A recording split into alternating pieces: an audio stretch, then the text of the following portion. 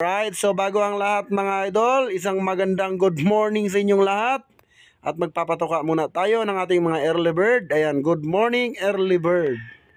At syempre bago natin makalimutan, shoutout natin ang ating buyers from Pangasinan, no? Na si Boss Paul Santos at ang kanyang tito na si Charlie Martinez. Ayan, shoutout mga lods. Siyempre, hindi rin natin kakalimutang i-shoutout, no? Yung ating buyers from Los Angeles, California na si Sir J. Ayan, shoutout Boss J. Shoutout din natin si Boss John ng Amerika and Sir Enrico Flores ng United Kingdom. Isang napaka-solid na buyer na talagang tumatangkilik sa GTV mga idol. Now mga idol, for today's video ay nagpapatoka tayo ng mga early bird. So konting-konti na lang po yung ating early bird.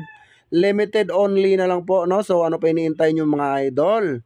Paano nga ba makakontakt sa GTV? So napakadali lang mga idol, no? Nandyan po sa comment section kung paano makakontakt si GTV. So andyan din yung messenger, yung page, no? So search nyo na lang mga lods dahil ang seryosong buyer po ay gumagawa ng paraan para makausap po yung seller. At syempre, shoutout ko pala yung bisita ko nung February 4. Kumuha sa atin, no? So, shoutout sa dalawang magkapatid na talaga namang ang kinuha sa atin ay trio at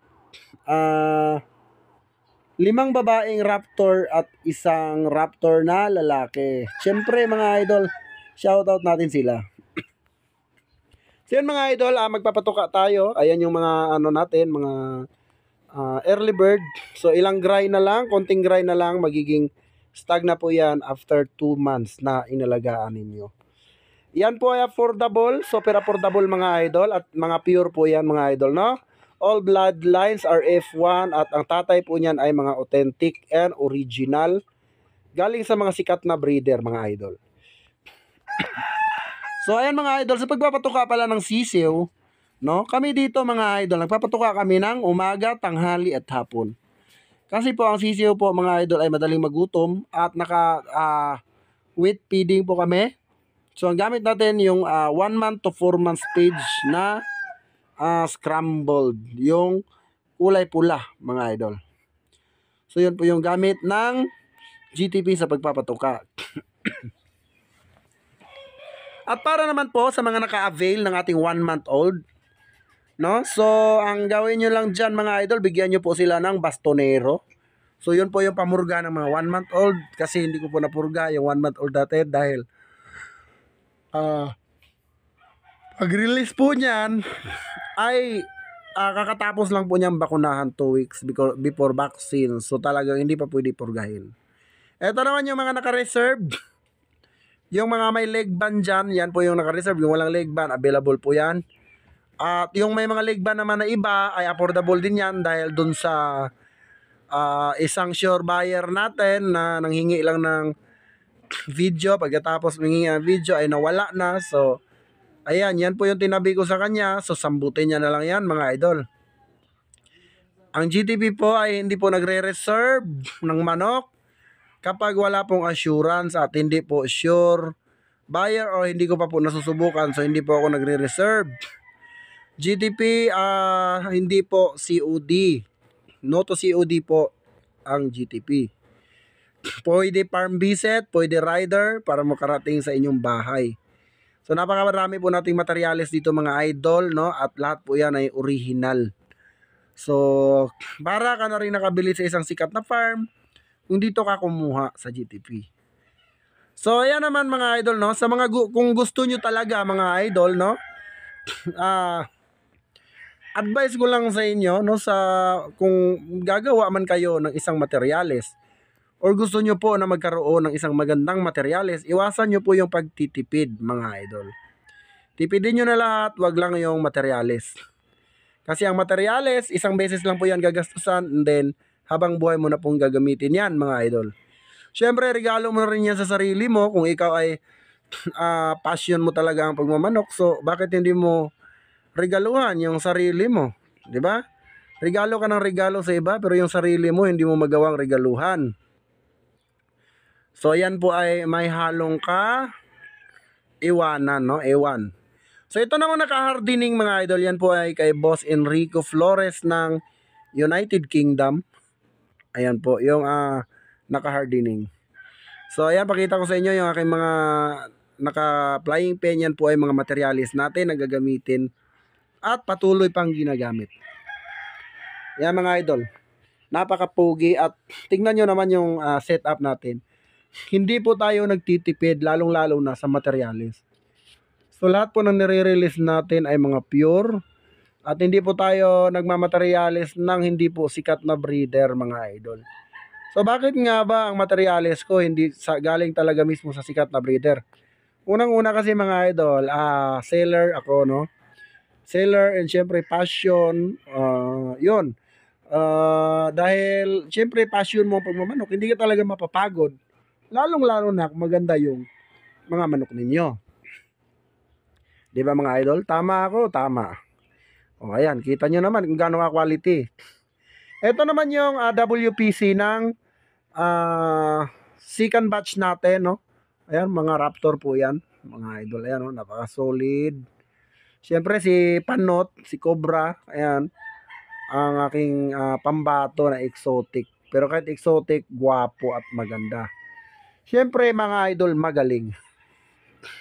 So ayan mga idol, napakadami pang available, no? Siguro mga 20 pieces na lang ang available natin sa stag. Sa hens naman, 20 pieces na lang din kasi marami pong nagpa-reserve.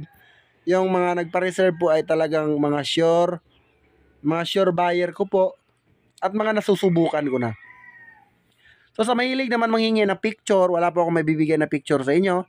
Kung ano po nakikita nyo sa YouTube, yun na po yun mga idol, no? At video. Kasi ang isang seryosong buyers ay nakita lang sa video, okay na mga idol, no? Siyempre kung manghingi kayo ng sparring, wala naman pong problema, but siguro sa Bilibili account na lang mga idol. Then ayan, pinakain ulit namin yung aming early bird. Yan yung mga kanawayon ko mga idol, naka-hardening. Yan po, di ba? Pinapakain ko lang po yan ng damo, din babalik na po yan. Yan po yung Jogod Gray natin na order ni Boss Enrico. Sa kanya po yan. Sold out na po yan mga par. Then ayan, pakain ulit mga idol kasi ito, nagre-reach tayo ng 3 kilo bawat patuka. So napakamahal po ng patuka mga idol, hindi po biro ang patuka.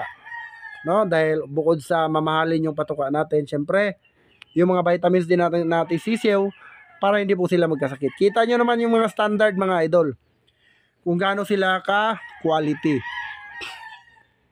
So kung magbe-breeding ka rin lang, bakit ka pa nagtitipid? Huwag ka nang magtipid mga idol. Huwag mo na tipirin mo na lahat, huwag lang yung materials dahil pang lifetime po yan. At syempre mga idol, andyan po yung pride, no? Syempre pagka ang sabungero kasi, hindi lang po yan sabong lang, kailangan may pride. Mga idol, no? Kailangan pag umakyat ka sa ruweda, kailangan talagang wow, yung manok mo talagang magaling, no? At maganda, at saka quality. So lahat naman ng mga manok idol magagaling. Pero iba pa rin yung quality kasi nakakasigurado ka, lamang ka sa panalo kaysa talo. Compare mo dun sa budget meal, lamang na lamang ka sa talo, may kasama pang bully pagbaba mo. Kung quality ang manok mo, ganito ka quality. So hindi lang pag-akyat mo, pupurihin ka na, pagbaba mo, pupurihin ka pa rin. Siyempre makikilala ka sa larangan ng sabong, no? Siyempre kung passion mo naman ang pagmamanok, bakit hindi mo pagandahan? No? Doon ka sa budget meal. Sayang naman mga idol. Sayang yung passion mo, 'di ba? So kaya tingnan nyo mga idol, yung mga materyales ng GTP, tingnan nyo naman, mga authentic mga idol. So ganun po yan mga idol. Kung hindi kaya, ipon muna. Kaysa naman ibili mo agad dahil gusto mo magkaroon ng manok nang hindi naman quality. 'Di ba? Nasa sayo pa rin yung desisyon mga idol. Nasa sayo po ang desisyon kung gusto mo magkaroon ng magandang manok or gusto mong magkaroon talaga ng mababang manok.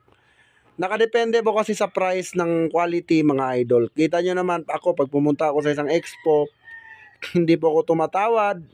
Kasi po, syempre seller tayo. Kailangan natin the best yung maibigay sa ating mga client. At sa mga nakakuha naman ng sisiw sa akin na napalaki nila at lumaban na, so talagang satisfied sila na maganda at quality yung manok ng GTP mga idol. No? So, yun lang, no? Passion is passion at kailangan natin tanggapin na yung passion natin ay sabong pagmamanok. So, para din sa atin yung mga idol, syempre, ang manok, tanggal stress. Syempre, pampabata at pampagwapo. 'Di ba? Tingnan mo yung GTP. Gwapo lagi, mga idol. Kaya dapat, suportahan nyo yung passion nyo, mga idol. Kung ano yung gusto nyo, gawin nyo mga idol. Huwag nyong dahil hindi gusto ng iba. So dapat kung gusto nyo, gawin nyo na, no? Kung may plano kayo, tuparin nyo na. Kasi ako mga idol, pag may plano ako, tinutupad ko. Alright, dito na ang ating video. Maraming salamat mga par.